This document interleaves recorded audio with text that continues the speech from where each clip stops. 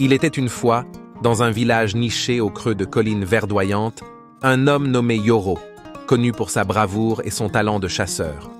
Sa renommée dépassait les frontières du village, et il avait même l'audace d'explorer les coins les plus sombres de la forêt sacrée.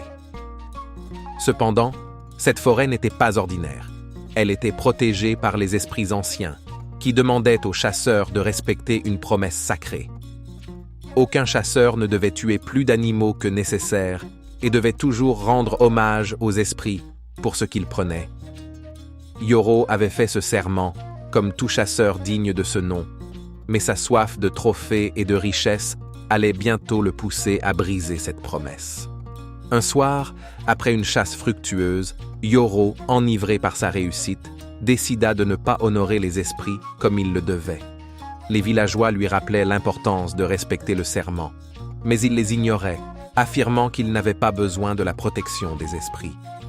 Pensant que ces légendes n'étaient que des contes pour effrayer les enfants, il se moqua des avertissements et continua à abattre de plus en plus de gibier pour revendre les peaux et les os précieux. Quelques jours plus tard, un étrange malaise s'installa dans le village.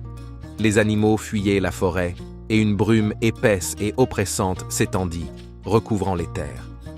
Les anciens murmurèrent que les esprits étaient en colère, et tous craignaient que Yoro en soit la cause. Une nuit, alors qu'il dormait profondément, Yoro fut réveillé par des bruits étranges autour de sa case. Les ombres semblèrent se mouvoir, et une voix glaciale murmura « Yoro, tu as brisé notre serment !» Il se leva, le cœur battant, mais ne trouva personne. Les jours suivants, il fut hanté par des visions. Des yeux l'observaient entre les arbres.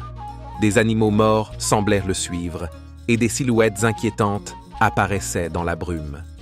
Malgré sa bravoure, Yoro commençait à sentir la peur l'envahir. Un soir, alors qu'il se rendait dans la forêt pour échapper au regard des villageois qui le considéraient désormais avec suspicion, Yoro se retrouva face à un esprit, une silhouette blanche et flottante, aux yeux perçants. L'esprit lui parla avec une voix résonnante. « Tu as pris plus que ce que nous t'avions accordé. Tu as défié nos lois.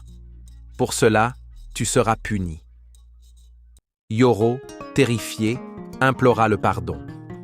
Il promit de ne plus jamais chasser dans la forêt et de rendre hommage aux esprits pour chaque vie qu'il avait prise. Mais l'esprit répondit « Ton serment est brisé. Seul un acte de rédemption pourrait apaiser notre colère. Si tu ne tiens pas ta parole, notre malédiction te poursuivra jusqu'à la fin de tes jours. » Le lendemain, il sentit une lourdeur dans ses jambes. Chaque pas qu'il faisait le ramenait toujours au même endroit dans la forêt, peu importe la direction qu'il prenait. Réalisant qu'il ne pourrait plus jamais quitter ce lieu maudit, il comprit qu'il devait racheter ses fautes.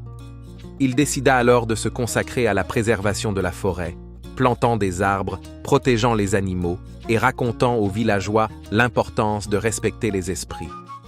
Les années passèrent, et le village vit en lui un homme changé, humble et discret.